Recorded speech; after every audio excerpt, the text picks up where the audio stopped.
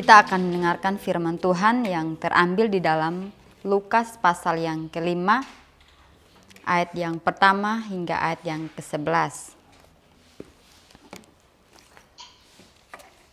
Sekali lagi, Lukas pasal yang kelima, ayat yang pertama hingga ayat yang ke-11. Saya akan membacakannya untuk kita semua. Dengan judul perikop, penjala ikan menjadi penjala manusia. Pada suatu kali Yesus berdiri di pantai Danau Genesaret, sedang orang banyak menggerumuni dia hendak mendengarkan firman Allah. Ia melihat dua perahu di tepi pantai. Nelayan-nelayannya telah turun dan sedang membasuh jalannya. Ia naik ke dalam salah satu perahu itu, yaitu perahu Simon, dan menyuruh dia supaya menolakkan perahunya sedikit jauh dari pantai. Lalu ia duduk dan mengajar orang banyak dari atas perahu. Setelah selesai berbicara, ia berkata kepada Simon, "Bertolaklah ke tempat yang dalam dan tebarkanlah jalamu untuk menangkap ikan." Simon menjawab, "Guru, telah sepanjang malam kami bekerja keras dan kami tidak menangkap apa-apa. Tetapi karena Engkau yang menyuruhnya, aku akan menebarkan jala juga." Dan setelah mereka melakukannya, mereka menangkap sejumlah besar ikan, sehingga jala mereka mulai koyak. Lalu mereka memberi isyarat kepada teman-temannya di perahu yang lain supaya mereka datang membantunya. Dan mereka itu datang, lalu mereka bersama-sama mengisi kedua perahu itu dengan ikan hingga hampir tenggelam. Ketika Simon Petrus melihat hal itu, ia pun tersungkur di depan Yesus dan berkata, "Tuhan, pergilah daripadaku karena aku ini seorang berdosa." Sebab ia dan semua orang yang bersama-sama dengan dia takjub oleh karena banyaknya ikan yang mereka tangkap. Demikian juga Yakobus dan Yohanes, anak-anak Zebedeus yang menjadi teman Simon. Kata Yesus kepada Simon, "Jangan takut, mulai dari sekarang engkau akan menjala manusia." Dan sesudah mereka menghela perahu-perahunya ke darat, mereka pun meninggalkan segala sesuatu lalu mengikut Yesus. Baik, salam. Saudara yang dikasihi Tuhan, firman Tuhan pada hari ini saya memberikan tema ketaatan dalam melayani. Saudara-saudara yang dikasihi Tuhan, saya pernah membaca sebuah artikel yang ada di media sosial yang mengatakan bahwa dilarang memakai sandal jepit ataupun CU, celana umpan di atas motor. Kalau kedapatan itu akan ditilang. Nah, yang kita tahu bahwa saat naik motor itu yang kita bawa adalah SIM, STNK, dan memakai helm. Tapi saudara-saudara, ini adalah aturan yang baru dan sangat menghebohkan masyarakat. Dan aturan ini sangat tidak masuk akal dan kedengarannya sangat lucu. Nah, kenapa mereka menyarankan ini? Karena melihat kecelakaan di mana-mana itu ada luka-luka ringan yang terjadi pada korban, pada kaki mereka dan paha yang mengalami luka, sehingga mereka mengantisipasi untuk ketika berkendaraan harus memakai sepatu dan celana panjang. Nah, saudara-saudara yang dikasihi Tuhan, kalau di NTT khususnya kalau sudah banyak nona-nona yang tergores, sudah lecet, takutnya belis bisa turun harga. Khususnya kalau di Sumba ya, kalau kita lihat belis Sumba yang begitu mahal. Saudara-saudara yang dikasihi Tuhan, ini himbauan nampaknya tidak masuk akal. Tapi jika dilakukan, maka sangat baik dan bermanfaat bagi masyarakat. Nah, saudaraku yang kekasih, dari cerita di atas, aturan yang dilakukan ini bisa saja bermanfaat dan ditaati jika ditaati, apalagi perintah dari Tuhan. Perintah dari Tuhan ketika kita melakukannya akan jauh lebih baik dan lebih bermanfaat lagi bagi kita semua. Firman Tuhan yang barusan kita baca pun menceritakan tentang Tuhan Yesus memanggil Simon Petrus menjadi penjala manusia. Sekali lagi, Tuhan Yesus memanggil Simon Petrus untuk menjadi penjala manusia. Saudara-saudara, kisah ini Tuhan mau menghendaki Petrus untuk taat pada perintah Tuhan.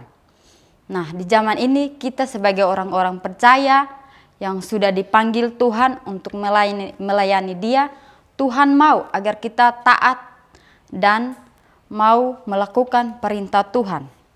Nah, Tuhan juga pasti mau menghendaki kita dalam pelayanan kita melakukan yang terbaik, yaitu taat pada apa yang Tuhan perintahkan.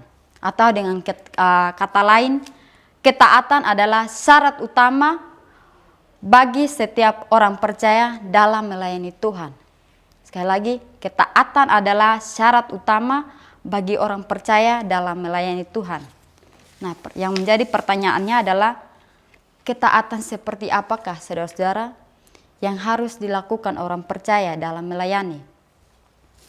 Dalam perikop ini kita akan belajar dua contoh ketaatan. Yang pertama adalah ketaatan walaupun perintah itu tidak masuk akal. Ketaatan walaupun perintah itu nampak tidak masuk akal. Kita bisa melihat di ayat yang kelima. Simon menjawab, "Guru, telah sepanjang malam kami bekerja keras dan kami tidak menangkap apa-apa. Tetapi karena engkau menyuruhnya, aku akan menebarkan jala juga." Saudara-saudara yang dikasihi Tuhan, ketika kita disuruh untuk memilih melakukan dua perintah. Yang pertama, melakukan perintah yang sedikit berat tapi masuk akal. Dan yang kedua adalah memilih melakukan perintah yang ringan tapi tidak masuk akal. Manakah yang saudara pilih? Mungkin saudara akan sependapat atau setuju dengan saya melakukan perintah yang agak berat tapi masuk akal. Saya kira hal ini pun yang menjadi pergumulan Simon Petrus ketika dia disuruh Tuhan untuk menebarkan jala lagi untuk menangkap ikan. Nah, kisah ini berawal dari ketika Yesus pada suatu hari Yesus berada di tepi pantai Genesaret. Dia melihat Simon sedang membasuh jalannya dan datanglah banyak orang menggerumuni dia. Untuk apa? Untuk mendengarkan firman Allah. Kemudian Yesus naik ke salah satu perahu, yaitu perahu Simon, dan Yesus mulai duduk dan mulai mengajar.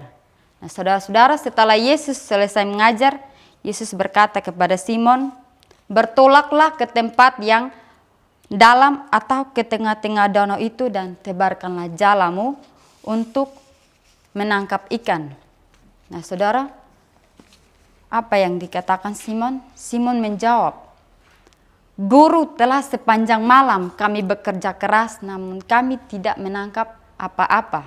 Nah, saudaraku yang kekasih, arti bekerja keras di sini menurut Kamus Besar Bahasa Indonesia artinya telah bersusah payah. Artinya bahwa mereka berpindah dari satu tempat ke tempat yang lain, dari satu titik ke titik yang lain untuk menebarkan jala mereka untuk menangkap ikan. Kita bisa membayangkan betapa capeknya mereka, betapa lelahnya mereka. Sepanjang malam mereka bekerja keras namun tidak mendapat apa-apa. Kita bisa membayangkan apa yang mereka rasakan waktu itu. Nah, saudaraku yang kekasih, seandainya kalau kita sudah melakukan satu pekerjaan dengan begitu capek dan lelah, ketika disuruh bekerja lagi, apakah saudara mau bekerja lagi? Saya pikir Petrus juga mengalami pergumulan yang sama. Bagi Petrus, ini hal yang tidak masuk akal. Kenapa? Karena Tuhan menyuruh dia menebarkan jala itu pada waktu siang hari. Kalau malam hari saja dia tidak mendapat ikan, apalagi di siang hari. Apakah mereka mendapat? Tetapi Yesus mengulangi perintahnya lagi untuk bertolak ke tempat yang lebih dalam. Saudara-saudara yang dikasihi Tuhan, bisakah Petrus menolak perintah Tuhan? Bisa saja, karena bisa saja dia ragu, bisa saja Petrus tidak percaya. Karena perintah Tuhan ini nampaknya tidak masuk akal. Namun ia berkata kepada Tuhan, dia merespon dengan baik, "Tetapi karena engkau yang menyuruhnya, aku akan menebarkan jala juga." Saudara yang kekasih, apa yang terjadi setelah mereka melakukan perintah Tuhan? apa yang terjadi saat mereka taat pada perintah Tuhan. Kita lihat di ayat yang ke-6. Mereka mendapat sejumlah besar ikan dan dikatakan jala mereka mulai koyak atau robek. Kenapa robek? Karena banyaknya ikan, banyaknya hasil tangkapan mereka pada waktu itu. Nah, saudaraku yang kekasih, kita belajar dari Simon yang mau taat pada perintah Tuhan yang nampaknya tidak masuk akal. Tapi dia mau belajar taat. Itu hal yang pertama. Adalah kita belajar taat walaupun perintah itu tidak masuk akal.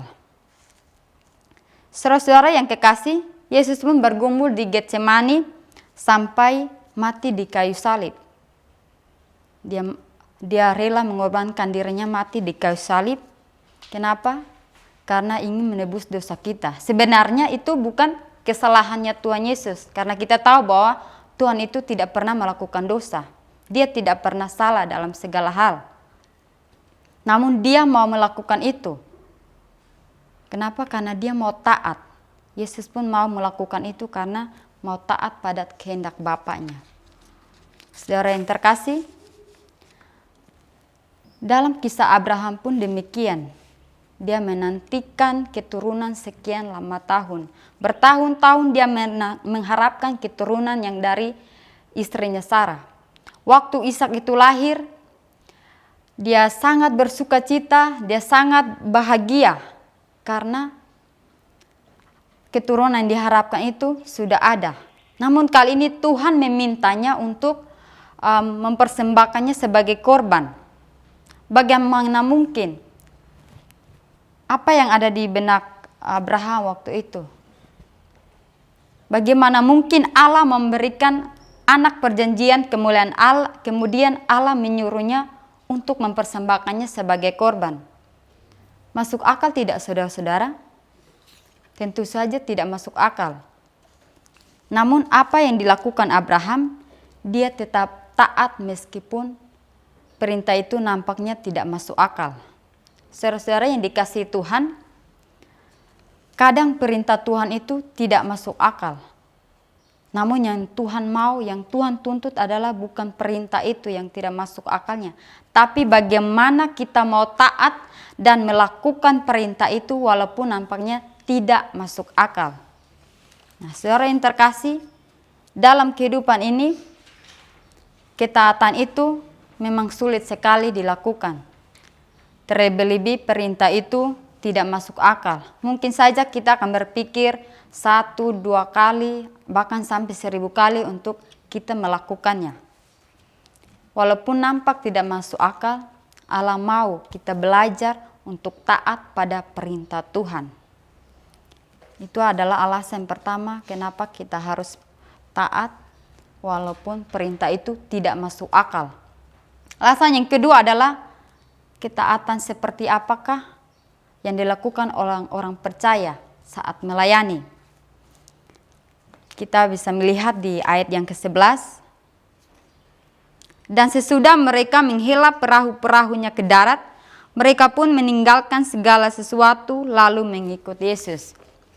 Ketaatan yang kedua adalah ketaatan di tengah godaan dunia. Saudara-saudara yang dikasihi Tuhan, di zaman ini lebih mudah manakah orang mau taat pada perintah Tuhan saat dia susah atau dia memilih taat saat dia kaya?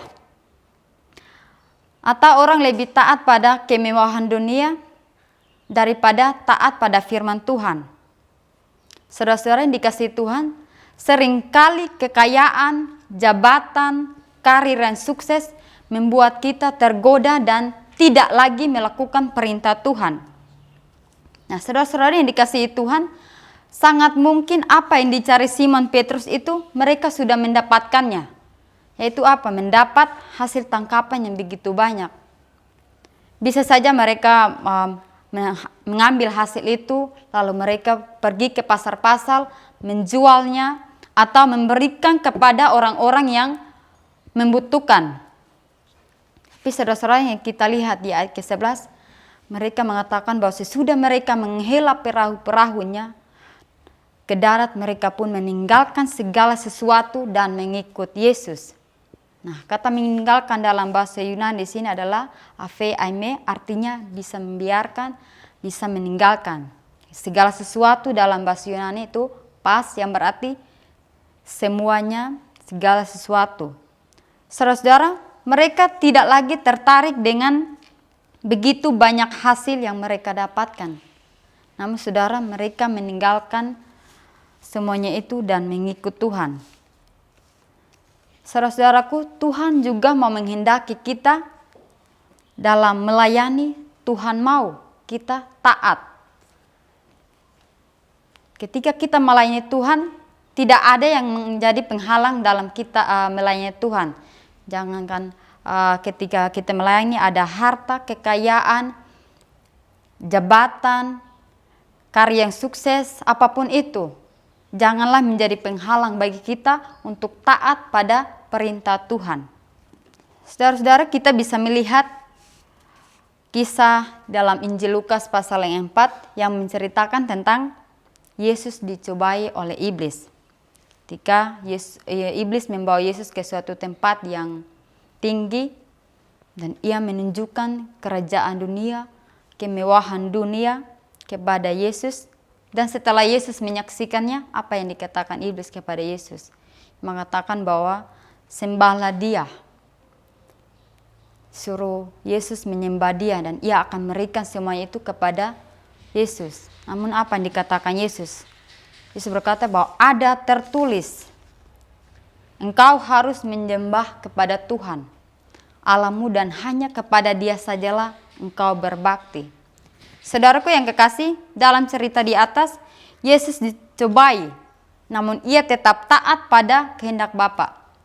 Jadi kita melihat bahwa di tengah-tengah godaan dunia ini, setiap kita sebagai orang percaya yang sudah dipanggil Tuhan, Tuhan mau agar kita melayani dengan penuh ketaatan di dalam melayani, di dalam pekerjaan kita, di dalam mengerjakan setiap apa yang sudah menjadi tugas dan panggilan kita. Saudara-saudaraku yang kekasih, ada orang muda yang melayani dengan motivasi yang salah.